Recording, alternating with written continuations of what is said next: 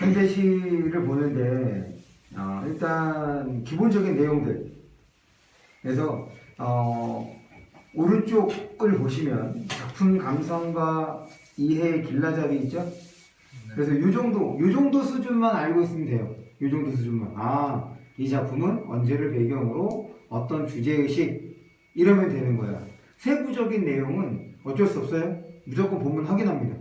그래야지 여러분들 함정에 안 빠지고 오답을 제대로 걸러낼 수 있어요. 볼게요. 164쪽. 누가 하늘을 보았다는가? 신동엽. 누가 하늘을 보았다는가? 누가 구름 한 송이 없이 맑은 하늘을 보았다 하는가? 이렇게 지금 질문의 형식으로 얘기하는 걸로 봤을 때는 봐봐. 누가 하늘을 보았다는가? 누가 하늘을 본 거야? 지금 이런 식으로 묻고 있는 거지. 그러면 그 화자가 생각할 때는 지금 하늘을 본 사람이 있을 수 있다야 없다야? 없다. 그렇지. 없다는 것을 가정하고 전제하고 이렇게 보면 야 이거 누가 들었어? 이거 한 사람 누구야? 이거잖아. 야 누가 그래? 이런 느낌이지. 계속. 그러니까 누군가는 봤다고 얘기를 한 거야. 그러니까 그런 거를 들었겠지? 그래서 이제 되묻는 거야. 누가 하늘을 본 거라고 한 거야? 이연입니다. 내가 본 건 먹구름. 그걸 하늘로 알고 일생을 살아갔다. 네에다가 동그라미 쳐주세요. 누가 하늘을 봤다고 한 거야? 화자 입장에서는 너가 하늘을 봤다고 한 거네? 그런데 지금 화자가 생각할 때 하늘은 제대로 된 하늘이 아니지. 너가 본 거는 뭐라는 거야? 하늘이 아니라? 먹구름. 그러면 화자가 생각할 때 너는 하늘을 본 거야? 못 본 거야? 못 본 거야. 너는 하늘을 봤다고 하는데 그건 하늘이 아니라 먹구름이었어. 내가 본 건 지붕 덮은 쇠항아리. 그럼 먹구름하고 쇠항아리 연결해주면 되겠네요. 그걸 하늘로 알고 일생을 살아갔다. 닦아라 사람들아 내 마음속에 구름. 지금 마음속에 구름이 껴있다는 얘기는 지금 요 구름을 닦으면 뭐 할 수 있다는 거야? 하늘을 제대로 볼 수 있다 이렇게 생각해도 되겠네. 왜냐? 지금 앞에서의 구름은 어떤 의미였어? 하늘을 가리는 존재죠. 하늘이라고 착각하게 하는 존재란 말이야. 계속해서 4연 내 마음속 구름 찢어라 사람들아 내 머리 덮은 쇠항아리. 그러니까 지금 너네들이 봤던 먹구름 그 다음에 쇠항아리 그 원래 하늘이 아니야. 그리고 지금 너희들 마음속에 있는 것을 찢어버려. 아직 그 다음 안 봤어? 찢어버리면 어쩔 수 있다. 어쩔 수 있다. 하늘을 볼 수. 그렇지, 하늘을 볼 수 있다. 이렇게 봐주시면 되겠죠? 1, 2, 3, 4, 5연입니다. 아침 저녁 내 마음속 구름을 닦고, 그럼 여기서 이제 구름을 닦는 행위는 구름을 이제 없애는 행위가 되는 거죠. 티 없이 맑은 영원의 하늘 볼 수 있는 사람은 외경을 알리라. 그렇게 닦아서 결국에 이제 궁극적인 진정한 하늘을 보게 된다면 이제 외경을 알 수 있다라고 얘기를 하고 있어. 이 외경이라는 단어는 우리 사실 외경이라고 보다는 어떻게 많이 쓰냐면 경외라는 말로 많이 쓰죠. 그럼 경외는 뭐냐면 공경하고 두려워하는 것을 이제 경외. 보통 이 경외감은 좀 절대적 존재. 왜냐면 왜 공경하면서도 두려움을 느끼냐? 타노스 생각하면 돼. 타노스. 네. 몰라? 좀 몰라요. 너 어벤져스 안 봤어? 전 그런 거. 네. 신은 나를 좌지우지할 수 있잖아. 절대적 존재, 초월적 존재이기 때문에 나를 좌지우지할 수 있다고. 그러다 보니까 신은 그래. 한편으로는 당연히 이제 공포의 대상이 되는 거지. 또 한편으로는 나를 구원해 줄 수도 있어. 나를 죽일 수도 있지만 나를 살려줄 수도 있기 때문에 그런 측면에서 이제 공경. 그래서 외경을 알리라. 그러면 하늘이라는 것은 하늘을 본다는 것은 외경을 하는 것과 관련되는 거네. 계속 봅니다. 아침 저녁 내 머리 위 새 항아리를 찢고 티 없이 맑은 구원의 하늘. 여기서 이제 구자가 오래 구자인 거니까 저 멀리 있는 하늘을 말하는 거예요. 근데 이제 뒤에 이제 그 단어도 설명하는 거 보면 여기에서는 무궁한이라는 뜻이래요. 구원의 하늘 마실 수 있는 사람은 연민을 알리라. 결국 하늘을 접할 수 있는 사람은 연민을, 그러면은 이 연민하고 외경하고는 연결되어야겠지. 둘 다 하늘을 보면 이것들을 알 수 있대, 알게 된대 라는 얘기인 거니까 외경과 연민을 연결해 줍니다. 여기서 말하는 연민은 말 그대로 그 연민이야. 대상을 동정하는 것. 차마 삼가서 발걸음도 조심, 마음 아무리며. 165조. 서럽게, 엄숙한 세상을 서럽게 눈물 흘려 살아가리라. 다시 앞에서부터. 여기서는 연을 좀 다르게, 다른 시와 좀 다르게 구분을 했죠.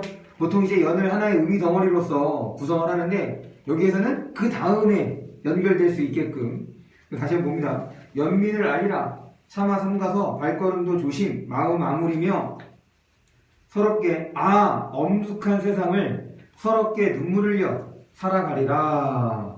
어떻게 하면 지금 마음속에 있는 구름과 마음속에 있는 생활을 찢으면 경외도 알고 그 다음에 연민도 알면서 엄숙한 세상을 살아간다는 얘기인 거죠.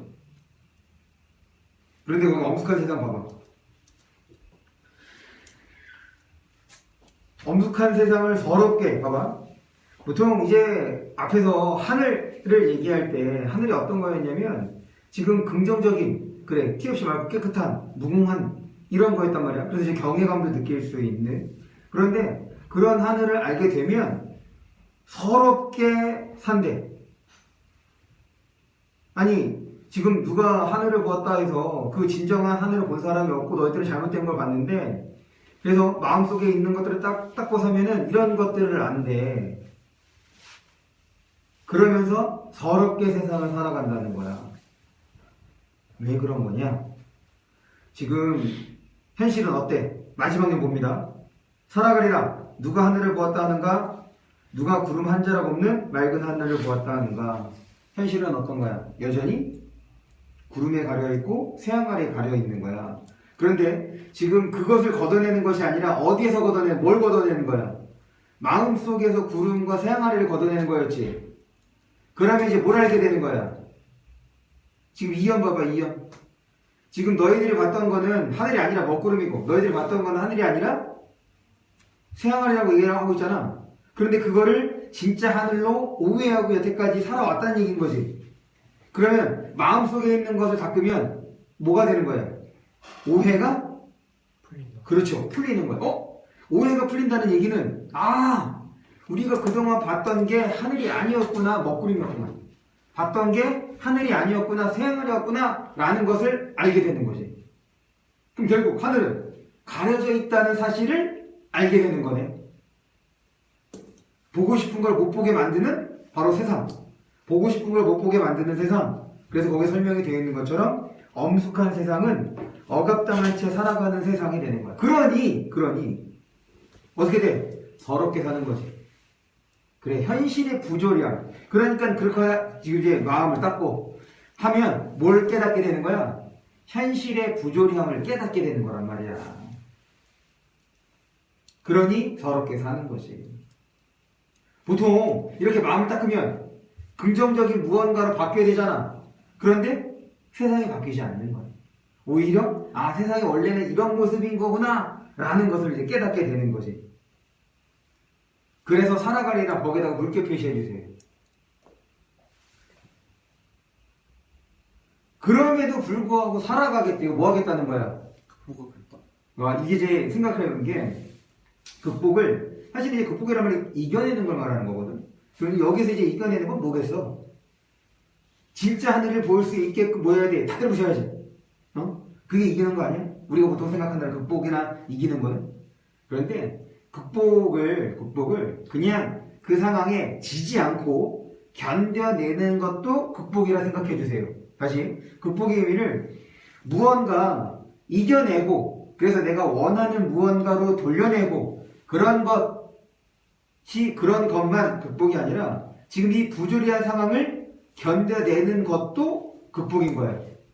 그래서 거기에 살아가리라. 현실 극복의 의지, 지금 이거를 견디겠다는 거지. 다시 한번 현실을 인식합니다.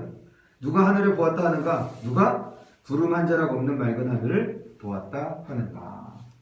그럼에도 불구하고 뭐 하겠다? 이런 상황을 견뎌내겠다라는 내용입니다. 됐죠?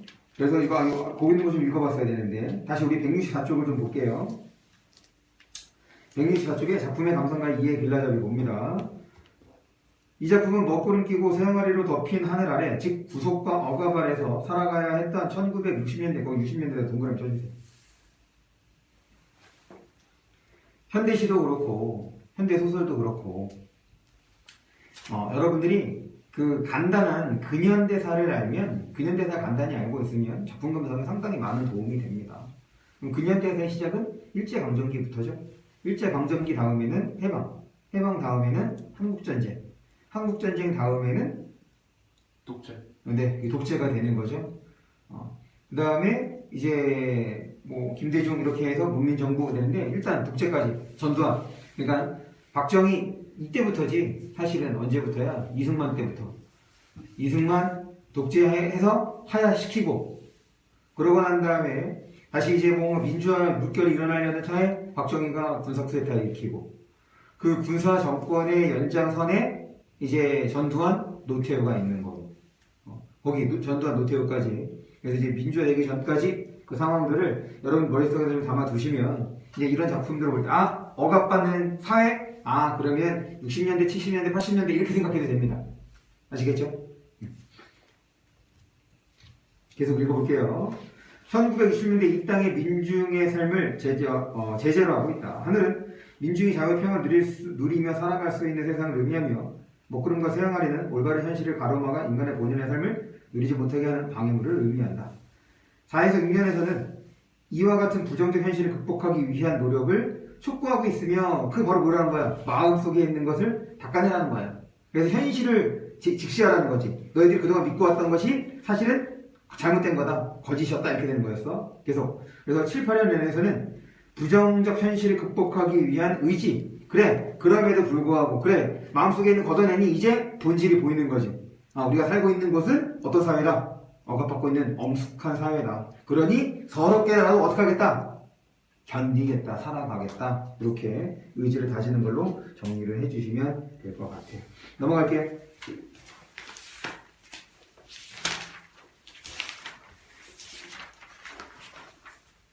또 좀 넘어가서 여기 있는 작품들이 대체로 비슷해. 홀린 사람 171쪽입니다.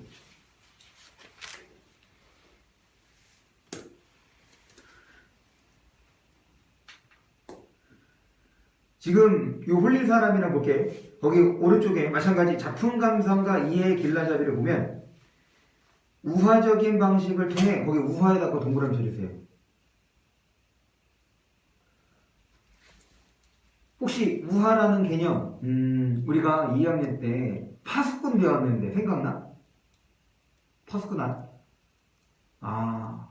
우리 심화국어에서 했던 거죠. 네네네. 우화는 일단 우화하면 뭐가 생각이 나지? 우화하면 생각나는 거. 이솝우화. 많이 이솝우화예요. 이솝우화는 주인공으로 누가 나와? 동물들이 나와. 그게 바로 우화야. 동물들의 이야기인데 사실 이게 좁은 범위로 보면 동물들의 이야기야. 그런데 동물들의 이야기인데 실제로 그 동물에 대한 이야기를 하고 있는 거야? 동물의 생태를 다루고 있는 거니? 이솝우화가? 오히려 비판하는 걸 우회해서. 아니 그렇게 생각하지 말고 그래 우리가 알고 있는 이솝우화 생각해보면 그게 실제로 뭐 여우나 두루미 새 걔네들의 삶을 말하는 거냐 아니냐 걔네들의 삶이 아니지 인간의 삶이란 말이야. 지금 동물들을 주인공으로 내세워서 뭐에 대해서 얘기하는 거냐면 인간의 삶에 대해서 얘기한다고. 그게 우화야. 뭐냐면 작품 전체가 인간의 다른 상황을 빗대어서 표현한 거야. 그래서 거기 우화 위에다가 우의라고 씁니다. 지금 우화적이라는 얘기는 우의적이라는 거고 얘는 비유적이랑 비슷한 거예요. 그래서 왜 비슷한 거냐면 비유는 요건 부분이에요.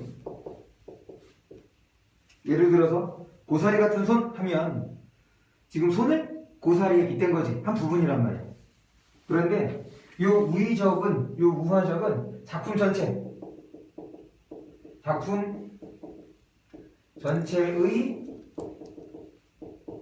상황이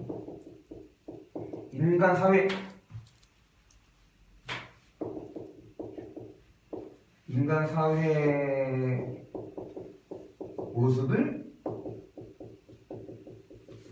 비유적으로 드러낸 걸 바로 우화적, 우의적이라고 얘기를 한다고.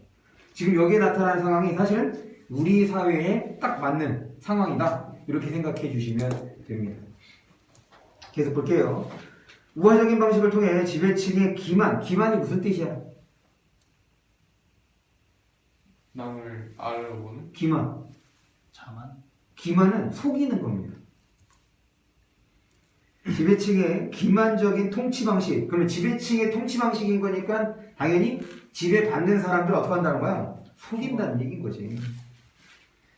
이에 현혹되어 살아가는 우매한 민중들. 그러니까 이거 둘 다 까는 거네.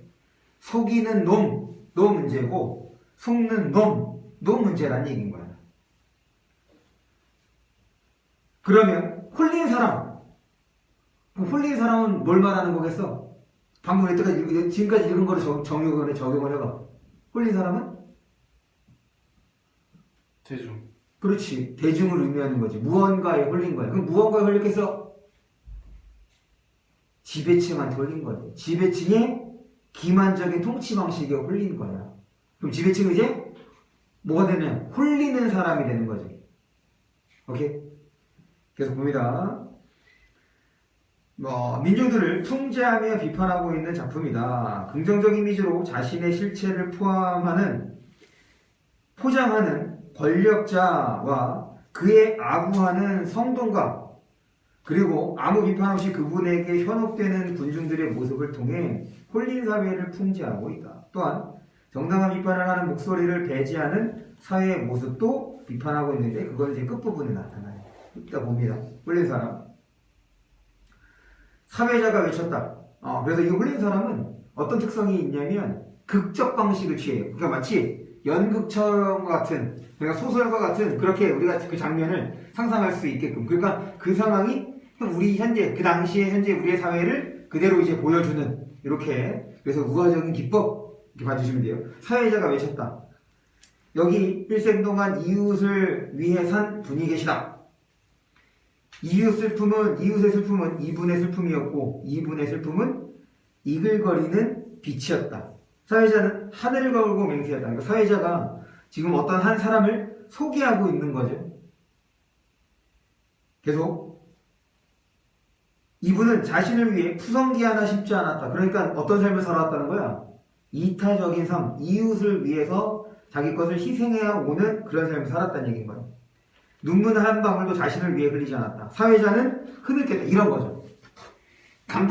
사회자가 소개를 하면서 지금 그 소개하는 사람의 감동한 모습을 보여주고 있는 거야. 보라! 이분은 당신들을 위해, 그럼 여기서 당신들, 당연히 누가 되겠어? 청중이 되는 거지. 왜냐면 사회자가 있으니까 지금 이제 사회자가 게스트를 소개하는 거란 말이야.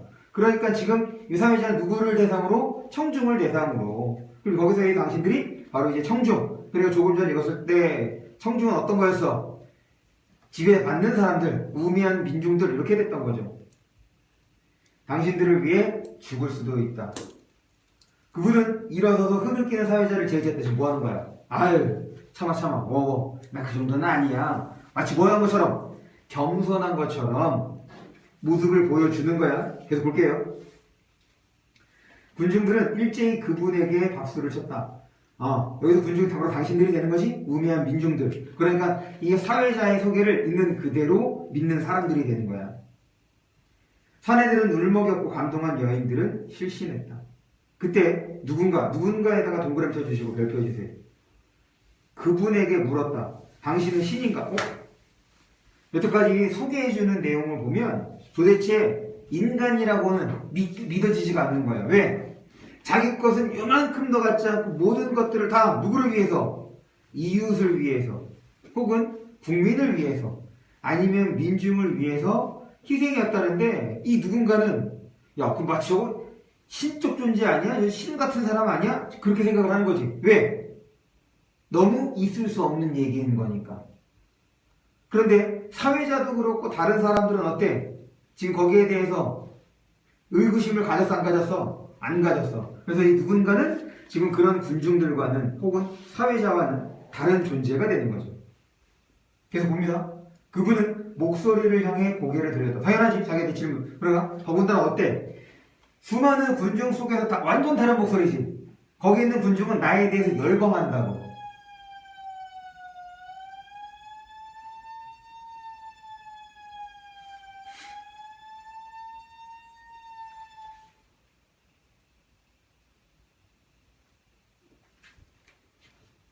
계속 볼게요. 네. 해프닝이었습니다.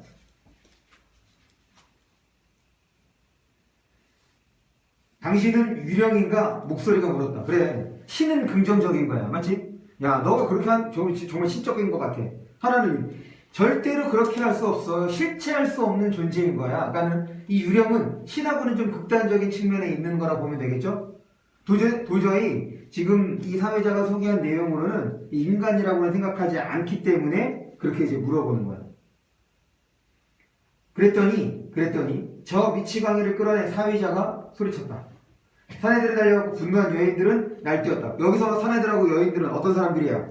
우미한 군중이죠. 비판적으로 생각하는 거 없이 그냥 뭐야? 마치 팬덤과 같은 거야. 우리 스타일일까?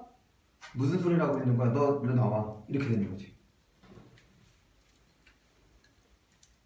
사내들은 달려갔고 분노한 여인들은 날뛰었다. 그분은 성난 사회자를 제지하다. 계속 말리고 있어. 군중들은 일제히 그분에게 박수를 쳤다.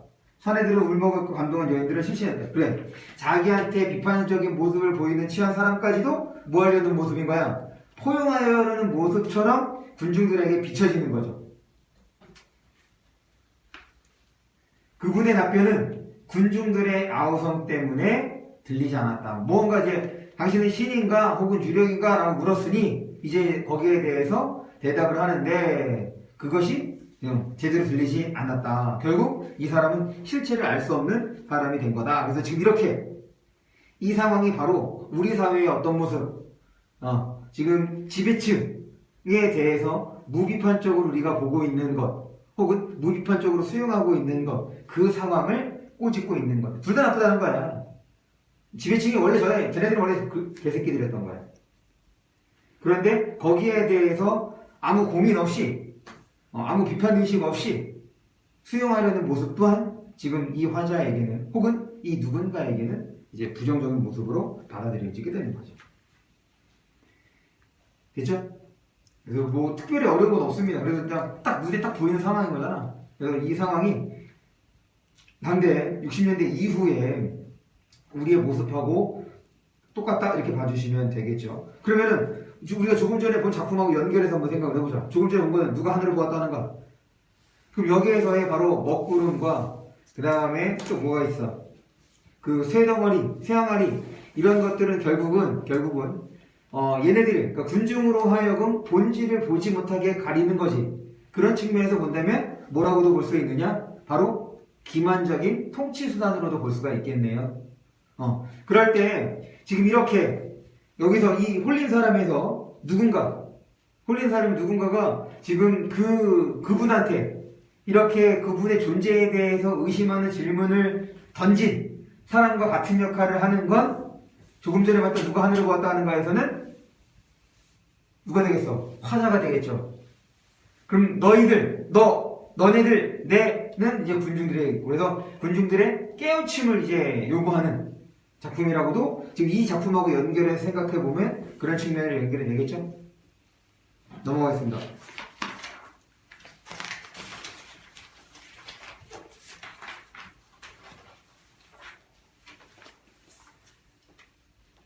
(177조) 종소리.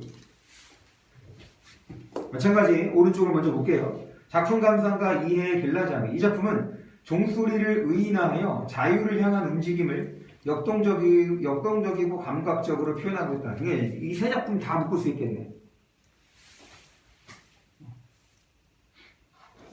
계속 종소리가 청동의 표면에 갇혀있는 동안은, 그럼 청동의 표면은 갇혀있다고 얘기를 했으니까 좋은 거겠어, 안 좋은 거겠어? 안 좋은 거고.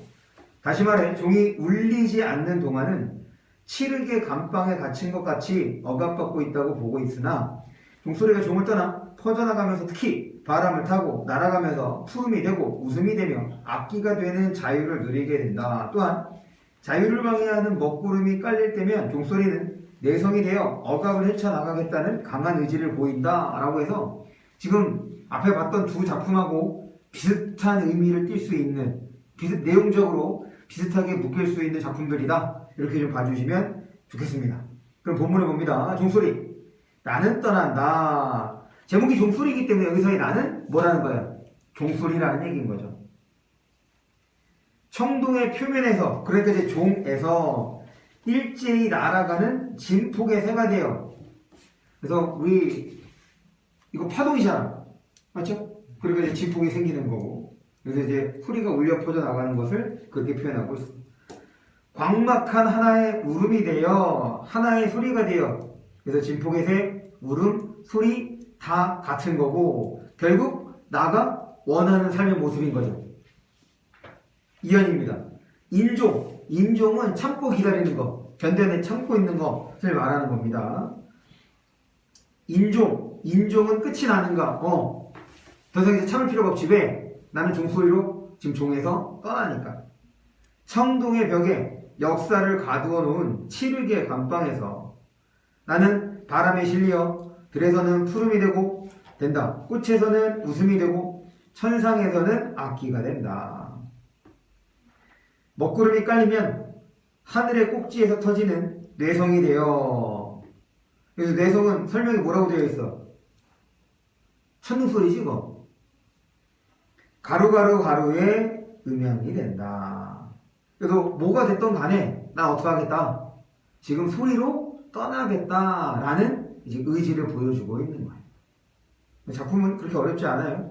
그래서 지금 이 작품이 이런 의미로 쓰인다 라고 보면 지금 그 상황에다가 다 맞춰주면 돼. 우리 현대시는 그렇게 막 어렵지는 않을 겁니다. 그러니 선택지에 여러분들이 좀 더 집중할 수 있어야 돼. 넘어갈게요.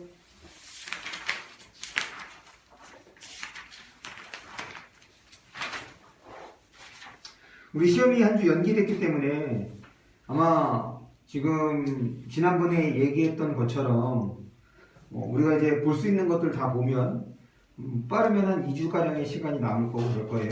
그때 집중적으로 지금 문학, 그 다음에 비문학 이런 것들을 좀 풀어보겠습니다. 그리고 지금 아까 영도가 이제 숙제를 좀 오해해서 비문학 끝까지 풀려고 했잖아. 다시 한번 이번 주 나갈 숙제 있죠? 그 다음 거 1, 2, 3까지 풀었으니까 4, 5, 6에 해당하는 거 다시 한번 보시고 좀 어려운 거, 이해가 잘 안 되는 거 있었거나 혹은 이건 좀 구조에 대해서 설명해 주면 조금 더 이해가 수월해지겠다, 그런 것이 있으면 주저하지 마시고, 제가 금요일에 문자 보냈죠? 그래서 그 문자 보면 이건 한번 질문해야지, 그런 거 있으면 미리 알려주세요. 그리고 183쪽 나는 고양이로 태어나리라. 뻔하네. 그럼 고양이가 갖고 있는 어떤 긍정적인 모습 때문에 지금 고양이로 태어나겠다라는 거죠. 작품을 엮는 데는 두 가지 방법이 있어요. 하나는 가장 기본적인 건 내용상에 유사한 점이 있는 것 혹은 상반되는 것, 그런 것들을 묻고, 또 한 가지는 표현상의 특성으로서 이제 묻게 되는데, 지금 요 나는 고양이로 태어나리라까지 쭉 보면 다 어떻게 내용상 비슷한 것끼리 묶여있지? 그래서 나는 고양이까지 보고 잠깐 쉬도록 하겠습니다. 봅니다. 오른쪽에 작품 감상의 이해와 길라잡이. 사람이 아닌 고양이로 태어나고 싶다는 것은 화자가 고양이의 삶을 불허한다는 것을 의미하면 당연한 거지. 그것도 인간의 보살핌을 받는 고양이의 삶이 아니라 비바람 속에서 들쥐 참새와 함께 사는 고양이의 삶 말이다. 즉 자연스러운 삶 혹은 야생의 삶이 되는 거야. 화자는 달빛바다 빛나는 잠자리와 비바람에도 털끝 하나 적시지 않는 고고함을 지니 자유로운 존재, 자유로운 야생의 삶을 소망하는 것이다. 이 작품에서 인간이 제공하는 안락하고 편안한 삶이 아닌, 그러면 안락하고 편안한 삶에 대해서 화자는 긍정이겠어, 부정이겠어? 긍정. 어? 긍정. 부정이야, 부정. 안락하고 편안한 삶은 부정이야, 부정. 지금 그것을 벗어나서 어디에서 살고 싶다? 들에서 살고 싶다는 거야? 야생에서 살고 싶다는 거야? 그럼 야생에서 어떤 장점이 있는데 내가 하고 싶은 데를 할 수 있거든. 내가 원하는 바를 추구할 수 있어. 하지만 안락한 삶은 삶은 편할지언정 내가 하고 싶은 걸 못하게 한다는 거죠. 그런 측면에서 뭐라? 조금 전에 봤던 종소리 비슷한 거지. 결국 안락한 삶을 뭘 의미해? 억압하는 삶이 될 수 있다는 얘기인 거야. 자유롭지 못한 삶이 되는 거니. 계속 봅니다. 이 작품에서 인간이 제공하는 안락하고 편안한 삶이 아닌 야생의 자유로운 삶을 추구하는 고양이의 모습은 결국 새로운 삶을 지향하는 화자의 모습이라고 할 수 있다. 그것이 어떻게 형성화가 되어 있는지 살펴보자. 이 다음에 나는 고양이로 태어나리라. 그래, 고양이로 태어나고 싶대요. 윤기 잘잘 흐르는 까망 얼룩 고양이로 태어나리라. 똑같아요. 사뿐사뿐 뛸 때면 커다란 까치 같고 뭐가? 고양이. 그렇지, 고양이가 봉처럼 둥글릴 줄도 아는 작은 고양이로 태어나리라. 그래서 이제 반복과 변주를 통해서 난 고양이에 대한 긍정적 인식을 드러내고 있습니다. 나는 텐마르에서 졸지 않으리라. 언제?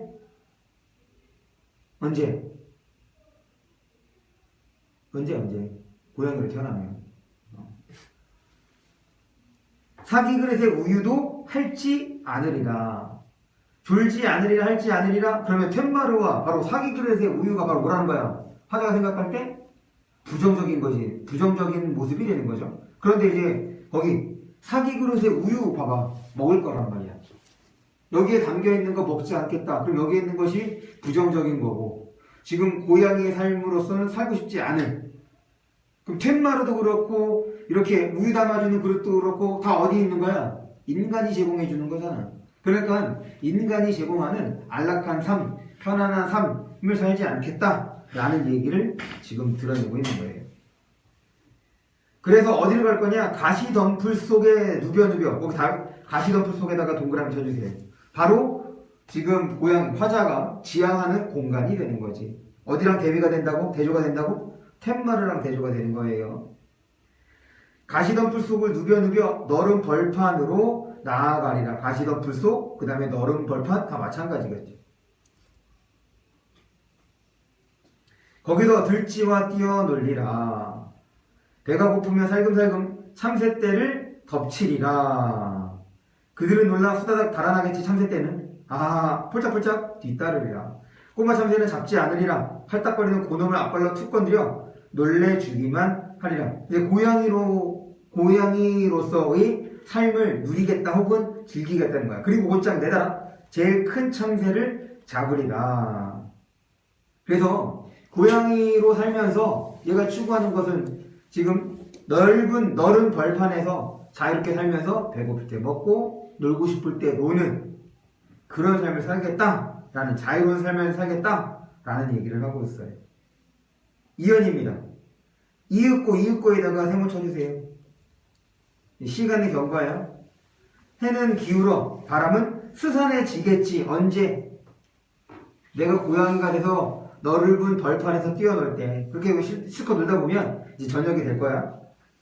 들쥐도 참새도 가버리고 어두운 벌판에 홀로 남겠지. 나는 돌아가지 않으리라. 어디로? 인간. 그렇지. 인간. 그러니까 편안한 삶을 주는 곳, 편안한 잠자리, 그 다음에 안락한 잠자리, 그리고 먹을 것을 제공해주는 곳으로 돌아가지, 즉 인간의 삶으로 돌아가지 않겠다. 어둠을 핥으며 낯가리를 찾으리라. 그 속은 아늑하고 집단 냄새 수윤하겠지. 그럼 그 속은 어딜 말하는 거겠어? 당연히 넓은 벌판 속에서 얘의 잠자리, 이렇게 봐주시면 되겠죠. 훌쩍 뛰어올라 깊이 웅크리리라. 내 잠자리는 달빛을 받아 은은히 빛나겠지. 혹은 거센 바람과 함께 찬 비가 빈 벌판을 쏟아낼지도 모르지. 그래도 난 털끝 하나 적시지 않을걸. 그래, 잠잘 때 이런 것들이 몰아와도 나는 문제없어. 라는 인식을 보여주고 있어요. 나는 꿈을 꾸리라. 거기 꿈에다가 네모쳐두고 발표해주세요. 놓친 참새를 쫓아 밝은 들판을 내닫는 꿈을. 그래서 자유로운 삶에 대한 소망을 뭐를 통해서 드러내고 있는 거야? 고양이. 어려운 작품이 아니었죠? 네, 잠깐 쉬겠습니다.